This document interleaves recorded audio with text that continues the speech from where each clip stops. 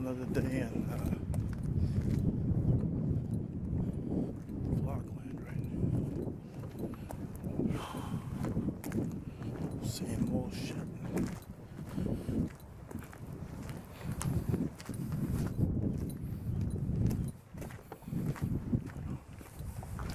Birds are tripping already. That's not a good sign.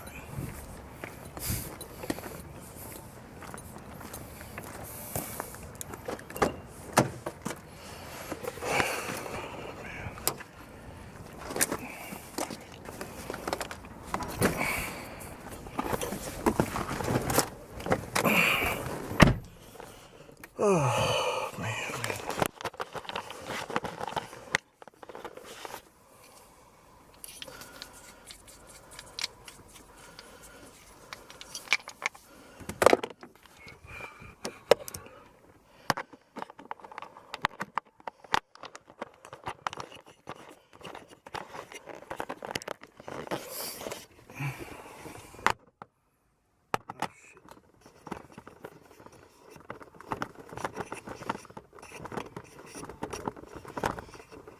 All right.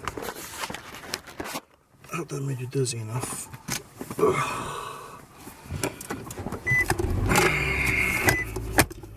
Headed to the happiest place on earth. You know what it is. There might be a spot left. Who knows?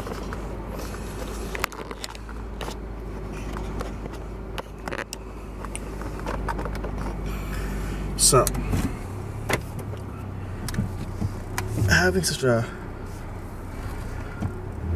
mundane existence, I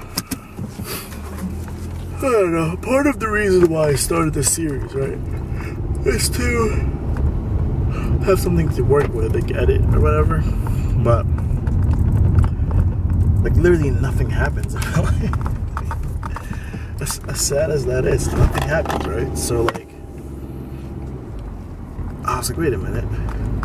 I literally have terabytes of footage from back in the day when I did nightlife and music festivals and club life, photography, videography. So I literally reached into a box, grabbed a random hard drive, and like found like a folder that had stuff in it. So I decided, because first I wanted to find the most exciting part of the vlog. The most exciting part. It's hilarious. Alright, the most exciting part of the vlog. I want to find that and then stick that into the front to get like, oh man, I want to see this.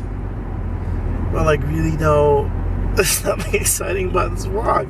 This vlog is how boring and mundane my life is now. So with that said, I decided I'm gonna add like flashbacks. I'm probably gonna name it something else, but those are another flashbacks. So like the front of the video, there'll be like footage from whatever event, trip or whatever that I did. And a lot of it is like, you know, pretty girls. And my thought process is like that the hot girl arrested thing, I think got as many views as it did because the title is Hot Girl Arrested. And even though I don't give a shit about views, I really don't, because it's so stupid. I'm almost like embarrassed that this it even gets a view. But it's like an experiment. And I don't want to say a social experiment because that's just fucking cliche and boring and stupid. But it's like an experiment in like what gets picked up, what gets watched, what gets views on YouTube, right? So a thumbnail has like the pretty girl pictures and all that stuff. TNA, man, TNA sells, you know. So by the time you watch this, I've edited the first one like that, and today is Thursday, so this afternoon at 3 p.m. that will go live. It's gonna premiere and go live. I'm just curious to see like how many clicks it actually gets. It'd be really freaking interesting.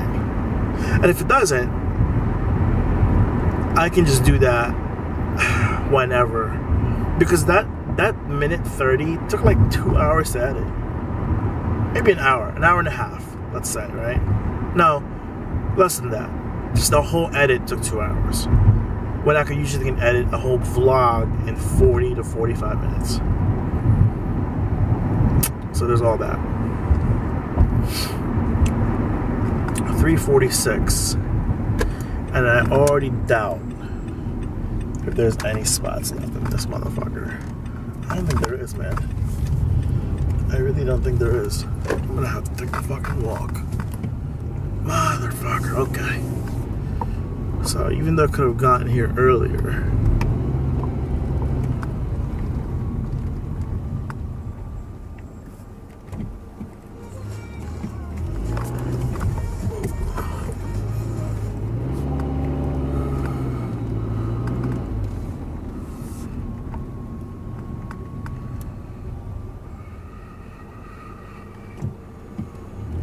that's Dave. David is in front of me. So you gotta be careful with these people. No, man. Like, I know you work with me. Why would I fucking run you over? Yeah, you see all that? CPS people crossing. Look at this. See this? Like a zombie. Like a zombie horde. Oh, we gotta go to work.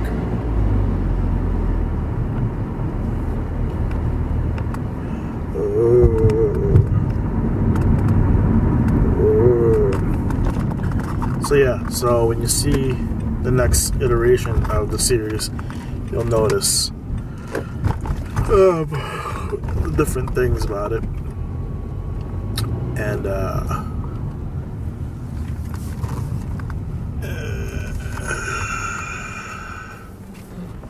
we'll see what happens.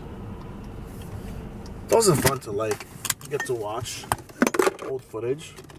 For example, there's 2 girls in the freaking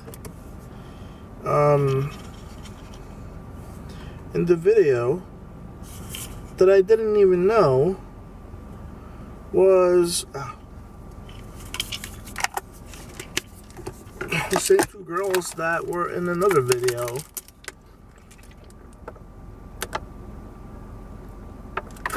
Probably 6 months to a year apart. Crazy, right? But anywho, we're at work. Another week of being broke. Peace out. Oh, I can't talk right now. Why don't you give me your home number and then I'll call you later? I'm sorry. We're not allowed to do that. Oh, I guess you don't want people calling you at home. Well, now you know how I feel.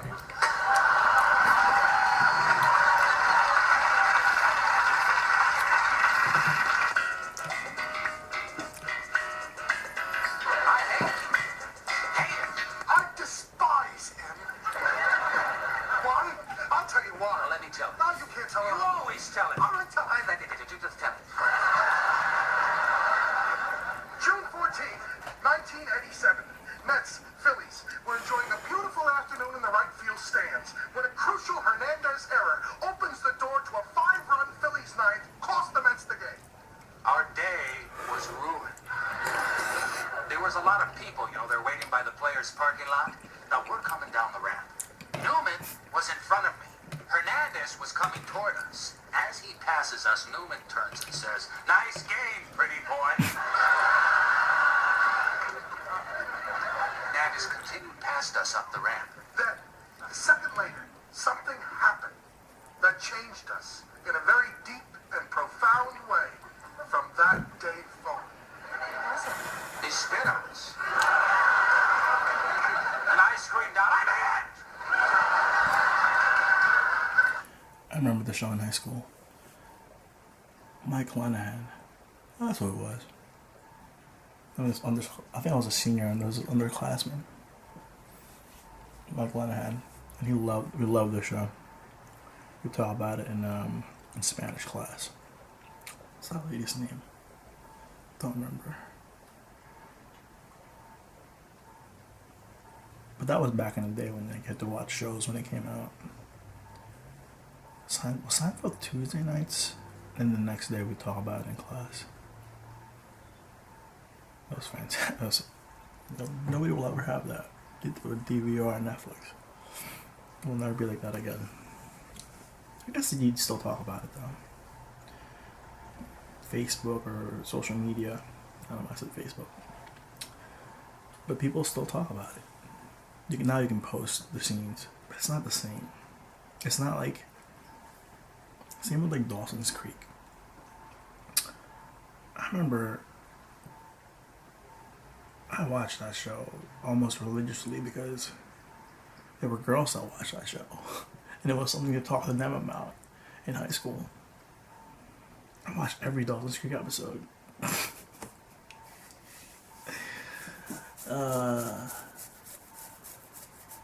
I guess it's still a thing. It's different now, Different. I turned and the spit ricocheted off him and it hit me. Wow, what a story. Unfortunately, the immutable laws of physics contradict the whole premise of your account.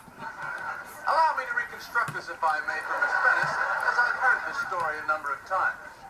Newman, Kramer, if you'll indulge me.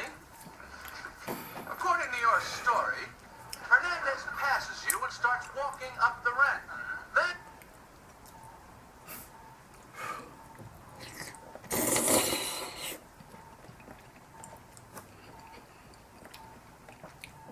Then you say you were Mini ramen with eggs. proceeds to ricochet off the temple, It's striking delicious. Newman between the third and the fourth rib. I think there's 4 eggs in here. The spit then came off the rib, made That'd a be too right much. turn, hitting Newman in the right rib. Veronica? causing him Stop to me. drop his baseball cap. The spit then splashed off the wrist, pauses in midair, mind you. Makes a left turn and lands on Newman's left thigh. That is one magic loogie.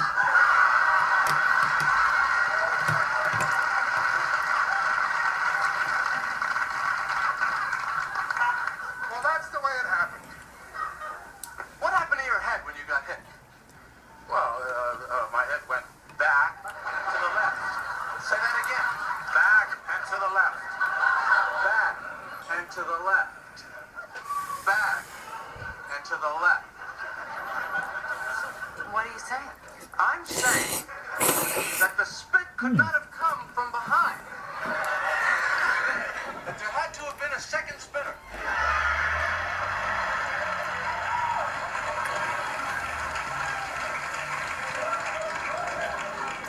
Behind the bushes on the gravelly road. If the spinner was behind you as you claim, that would have caused your head to pitch forward. So the spit could have only come from the front and to the right. But that's not what they would have you believe. I'm leaving. Jerry's a nut. The sad thing is, we may never know the real truth. So, George, you're proposing a snow-tire day at Yankee Stadium. As long as I don't throw him on the field.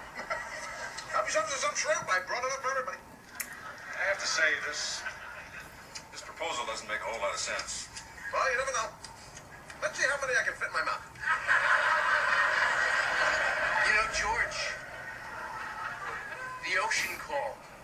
They're running out of shrimp. Oh, yeah, right? Well, the jerk store called. They're running out of you. What's the difference? You're their all-time bestseller.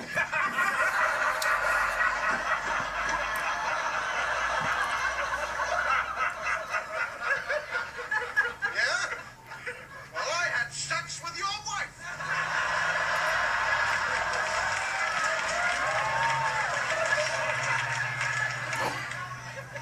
Wow. His wife's in a coma.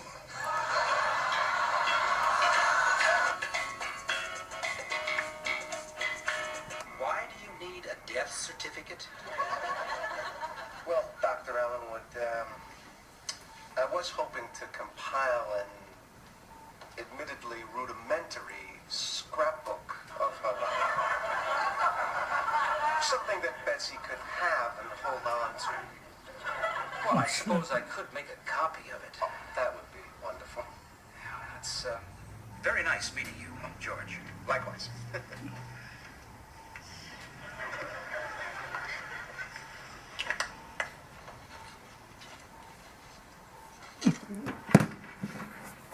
Interesting. What are you doing? What? Did you just double dip that chip? You double dipped the chip. Double dipped? What are you talking about? You dipped the chip. You took a bite. And you dipped again. So that's like putting your whole mouth right in the dip. Look, from now on, when you take a chip, just take one dip and end it. Well, I'm sorry, Timmy. But I don't dip that way. How you doing, huh? You dip the way you want to dip. I'll dip the way I want to dip. Give me the chip! Hey! Get out of here! Give me the chip!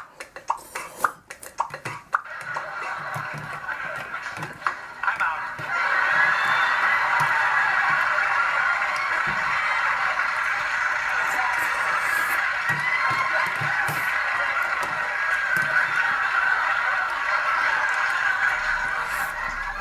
What?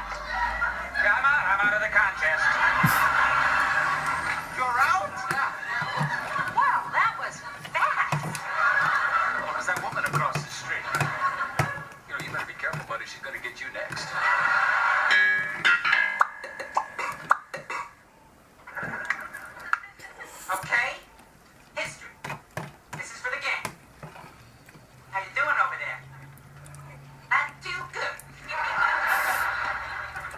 Bubble Bubble Boy. Boy. Let's just play. Who invaded Spain in the 8th century? That's a joke. The Moors. The Moors. Oh. The Moops. I'm so sorry, it's the Moops. The correct answer is the Moops. Oops. Let me see that. That's not oops, you jerk. It's Moors. It's a misprint. I'm sorry, the card says Moops. It doesn't matter. It's Moors. There's no moops. It's Moops. Moors. Moops. Moors. Let go of him, Donald. I'm gonna kill him. You gentlemen. It's Moors. Say Moors. No, Donald. Stop it.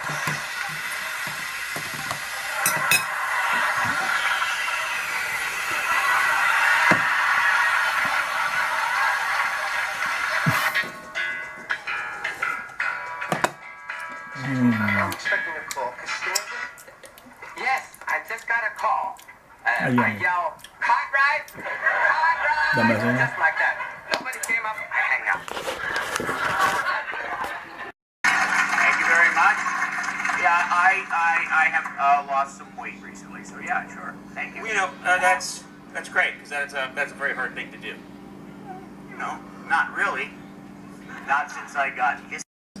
Having smoked cannabis for decades, literally 16 hours a day, 7 days a week. I quit for 3 years.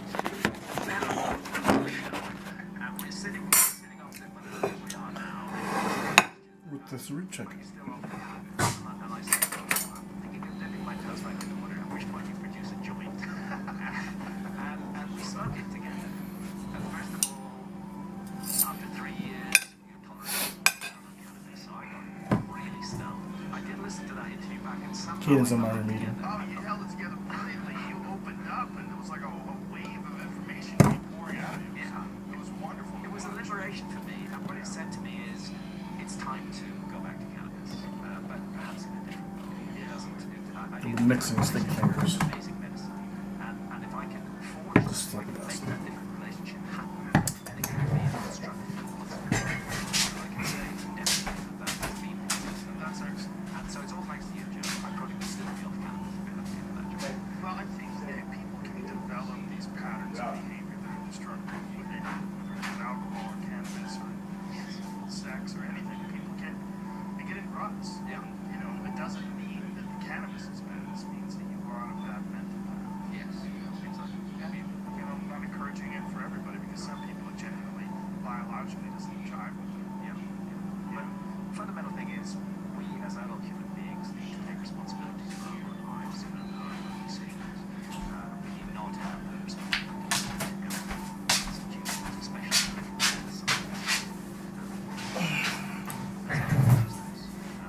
my view is the ancient world had the right attitude to this kind of thing. The modern world does not. We can sit down and not a lot of people ask me, you know, how come you've been arguing? I don't really understand how they can sell this product at like $5-6 bucks.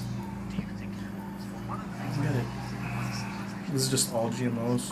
What is this chicken? This is real chicken? And everything? Like, I don't get it. Yeah, so I melt butter onto it.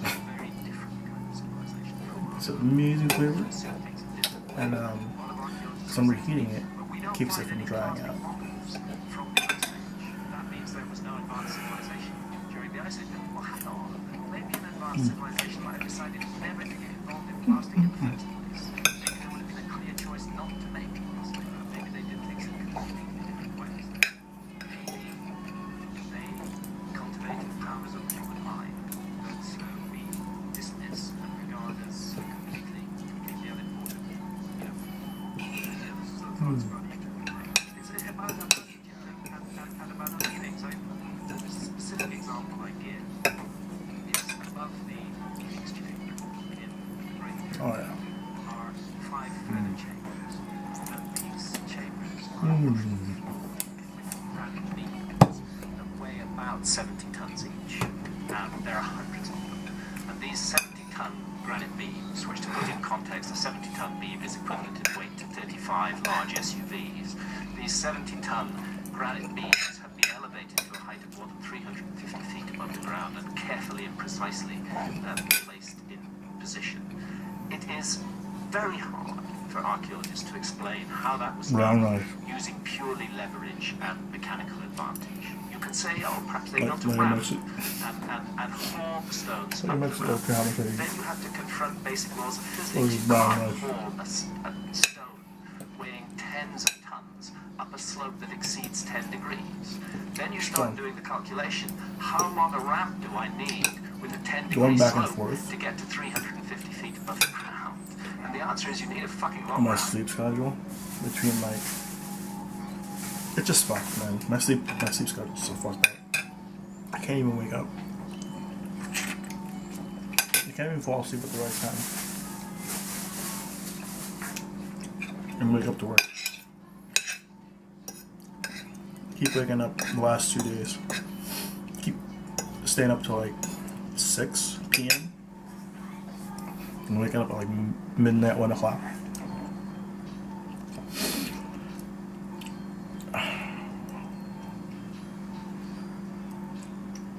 I don't know. It's just hard, man. Going back and forth in sleep patterns is so hard. So that's why I haven't been like really documenting anything. Because there's nothing to document. I'm just sleeping. Or laying in bed trying to fall asleep. Anywho. Which should still be there, because not only it couldn't have been a sand ramp, I would have collapsed under the weight of those stones. It had to be as massive as the pyramid itself. So this begins to seem like an absurd idea, the idea that is foisted on us by archaeology. Maybe the idea that they regard as absurd, namely that psychic powers were cultivated by ancient civilizations, that they could use powers of the human mind that we have allowed to lapse. Maybe that idea deserves further consideration. We have gone down the path of leveraging mechanical advantage. We used to relying on machines, but we hear anecdotal reports of people who have telekinetic powers, who can move things with their minds, and people who have telepathic powers. And our automatic reaction is to just dismiss all of that because science says it's impossible. Because science regards consciousness as local to the brain and doesn't see how it can exert itself outside of that. But maybe we should open up to those possibilities, that we're dealing with a very different kind of culture that used techniques that we have allowed to lapse, and maybe we can wake those techniques up again. Maybe the ability of human beings to do almost superhuman things is resident within all of us, but sleeping. Well, it's pure speculation that they use some sort of a telekinetic power, but it's Pure speculation. But it's absolute that they did something that we don't understand. And if you think about the distance between us and the construction, just the modern accepted construction dates of the Great Pyramid, that's more than 5,000 years ago, or close to 5,000 years ago. The Great Pyramid is supposed to be about 4,500 years old. That's really old. It's incredibly old. To think that someone back then could do something that would perplex us today with modern machinery. Yeah. And that somehow or another they figured this out. It's almost like what they had done was leave behind something that was so stupendous, so monstrously impressive, that it would transcend time. Yeah. That you would have to look at it even thousands and thousands of years later and say, hey, like, this defies conventional explanation. This is not a simple, and I've seen some of the conventional explanations of the construction of the pyramid, and they conveniently neglect those chambers above the king's chamber. They conveniently neglect a lot of those massive stones. Yeah. And it's because it's one of those things you just go, oh, I don't know. What is this, Jamie?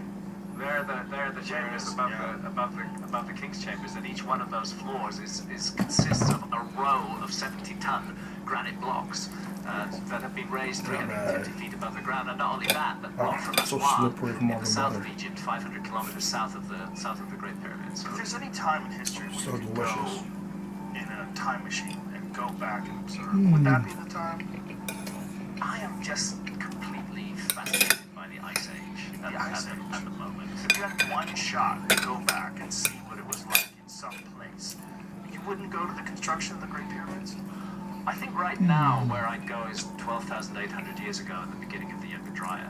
Just to see. Because I think that's where the whole human story changes. I think that's where we change tracks from one path to another path, and following those cataclysmic events of the Younger Dryas between 12,800 and 11,600 years ago, following those, the signs of civilization that we see emerging are not the beginnings of civilization. They're a restarting of civilization that existed before the cataclysm. And for that reason, I would like to be present during that cataclysmic event, if only to satisfy myself that it was indeed a comet.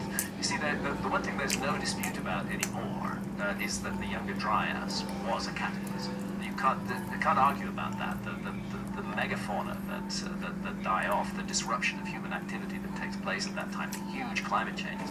This was a cataclysm by any standards. Where the argument still goes on is what caused the cataclysm. I vote strongly for comet, multiple fragments of a comet hitting the North American ice cap and hitting Greenland as well. But there are other researchers in the field, like my colleague Robert Schock, who thinks that the sun is more involved. This is healthy. This is very, very healthy. That we should be approaching this problem from many different perspectives and trying to figure out what the fuck caused this extraordinary event that occurs at a pivotal moment in the human story. The end of the Stone Age, the beginning of the Mesolithic, the end of the Ice Age, the beginning of the Current Age of the Earth. And suddenly we see these signs of civilization appearing, and in places like Quebec and Kentucky, those signs already include highly sophisticated knowledge. And that's why I feel we really need to investigate the Amazon. There are 3 places in the world which are really lacking in investigation right now. One of them is the Amazon, 5.5 million square kilometers, very little archaeology done. Another is the Sahara Desert. The Sahara Desert, tough place to work. I can understand why there's little archaeology done there, but the Sahara Desert was green during the Ice Age. It had a completely different climate regime. We should consider the possibility that missing parts of the human story are there. And then under the continental shelves, because sea level rose 400 feet. These are 3 domains that archaeology has largely not investigated. And it is largely not done so. They say, well, why would we spend the money on marine archaeology? Much better to spend it on looking for shipwrecks rather than looking for signs of a lost civilization, because we archaeologists know there was no lost civilization. So that's the argument for the resources there. And the same with the Amazon, and the same with the Sahara Desert. Places, the very places in the world that those amongst us who are charged with the responsibility of interpreting the past have not looked at are the very places we should be looking at. I had a thought once while I was under the influence. Computational powers will reach a point where they will be able to take into consideration all the objects on Earth and what we know about the history and vividly recreate the past through computation, to the point where you could actually know who did what, when people did things, and that, I mean, I don't even know if this would be physical. Today, it certainly not be possible, but with the exponential increase in computational power and technology and innovation, that one day we'll reach a point where you'll be able to watch, you'll be able to see what happened, and they'll be able to recreate what happened exactly, and that this would be something that would be, it's impossible for us to imagine that someone would be able to do that right now. But one day, with technology, as it gets more and more advanced, we will reach some sort of some innovation or some sort of invention that will allow us to go back and literally see what happened, how it was done. Technology is changing our whole understanding of the past, and what you're envisaging is perfectly possible. We will come to a time, if 100 years, 500 years, perhaps less, if we don't, first destroy ourselves entirely as a civilization, we will come to a time where our cleverness and our techniques will allow a much wider opening up of the past than has presently happened. But it is already happening. One of the areas of science that I go into in America before is genetics and DNA. This is an area of science that was not much informing archaeology until about the 1990s, but since the 2000s it has become very important in archaeology, because the technology has been developed where ancient DNA can be extracted and tested, and you can actually genotype an entire individual from DNA that may be 15, 20,000 years old. And this new technology of genome sequencing and DNA is another factor that is raising huge question marks over the past of the Americans. And one of the issues I go into in this book is the presence in the Amazon rainforest of a very specific, clearly identifiable pattern of DNA, which is only found in one other place in the world, and that is in Australasia, in Papua New Guinea, and amongst Australian Aborigines. It's Australasian DNA. Now, South America. Not only in South America, but in the depths of the Amazon rainforest, amongst tribes who've only been contacted in the last 20 or 30 years. And furthermore, although skeletal remains are rare, it has been found in ancient skeletal remains that are close to 11,000 years old in the Amazon. So that tells us that this DNA signal has been in the Amazon for at least 11,000 years. The geneticists think that it came to the Amazon during the last ice age.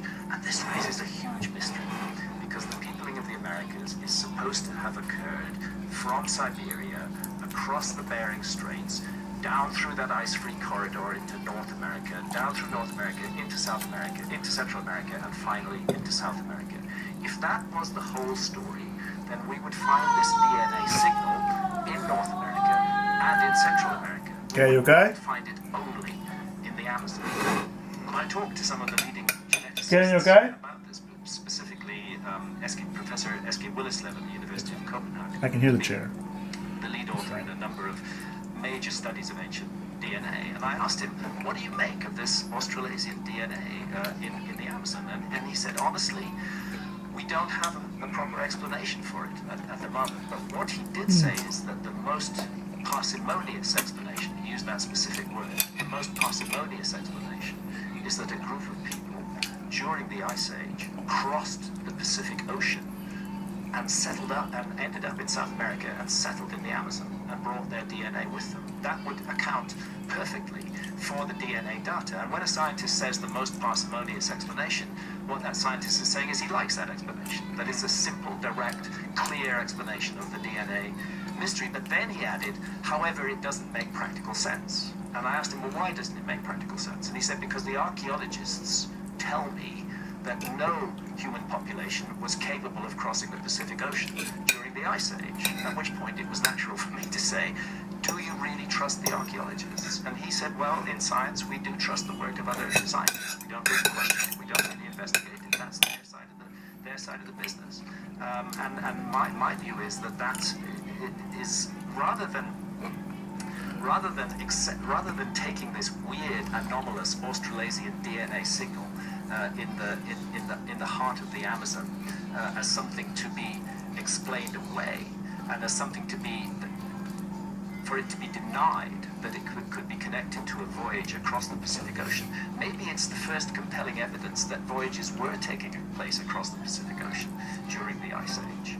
And maybe we should be opening up that whole issue for exploration. And again, I think a lost civilization is the best answer. And that near the end of the Ice Age, when the Younger Dryas cataclysm unfolds, it's not an overnight thing. It's very bad 12,800 years ago. There's about 1,200 years of horror. I don't think the civilization went down in a single day and night. I think there were survivors. I think bits of it were left. I think their project was to restart civilization. And I suggest very strongly that where they tried to mount that project was amongst the hunter-gatherers who coexisted in the world with them at that time. We ourselves are an advanced civilization. At least that's what we call ourselves. And we coexist in the world with hunter-gatherers. It's not an odd idea that an advanced civilization and hunter-gatherers should coexist. And there is separation between us and the Amazonian hunter-gatherers. There are tribes in the Amazon that are uncontacted and that we don't know even exist. If a catastrophe on the level of the Younger Dryas were to occur today, I don't think that our civilization would make it through. We are the spoiled children of the earth. We are just used to having everything laid on. You know, the supermarket shelves are groaning with food. We can get food delivered to our homes. We have roofs over our head. We have shelters. We have clothing. Everything is taken for granted. I guess you're an exception, but very few people in modern Western culture know how to survive. They don't have survival skills. They don't know how to hunt. They don't know how to gather. They don't know how to grow crops because they've handed that responsibility over to others. We live in a society that's highly segmented and specialized, and different people specialize in different things, but nobody has the vast general survival skill that a hunter-gatherer has. So in a global cataclysm, actually, at first counterintuitively, the people who would survive it would be the hunter-gatherers, and an advanced civilization would be smart if they were survivors to seek refuge amongst hunter-gatherers, to make that the place where they might restart their civilization. And that's why I think that this Australasian DNA signal in the Amazon may be part of the evidence for a sort of outreach effort that was being made by a lost civilization, seeing the disaster coming down, realizing that something needed to be done. Well, it's fascinating to me that the geneticists who rely on the archaeologists on looking at the geneticists have the actual DNA that they can examine, where the archaeologists are piecing together bits of information over the entire landscape, and then you consider how much information they don't have access to that's in the ground. I strongly resist it.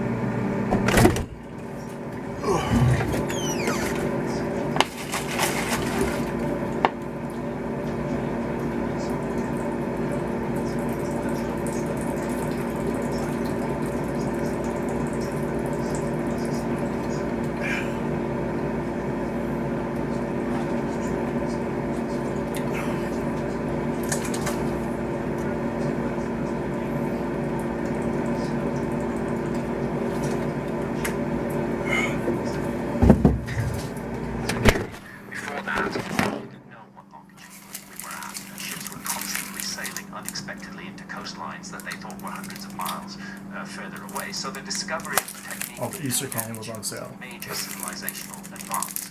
Its presence I think in it was like maps 50 cents. based on much older source maps that actually That's show still- the world as it looks during the last ice age. I think it's suggests a that bargain. somebody during the 50 last cents ice for age like was mapping the world and had mastered the 10 or technique so of calculating kisses, Hershey's kisses. longitude.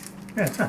Classic example of these maps. 10. And I make a point of this is what's called the Pinkerton world map. And I remember the day, the morning I was there, they were moving all the Easter stuff over to clearance. Based on the latest navigational It was gone. As they're moving it from one information aisle to another. What's missing from the map People like entirely myself. is It Antarctica. did- There's it's like just 9 in the a morning. hole at the bottom of the world. There's nothing there. And the reason there's nothing there. I see you. There's another picture map. Go eat your food, Shows silly that, boy. the Hey, reason I'm gonna take that's- your tablet. One that's centered on Antarctica. turn it off. The reason that Antarctica is Go eat not your food. there is that Stop our running around. civilization hadn't discovered Antarctica in 1818.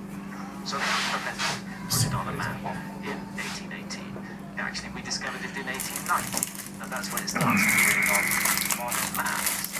The problem is that Antarctica appears repeatedly on these much older maps, and it appears in the right place, and a bit bigger than it is today, but very much as it looked during the last ice age.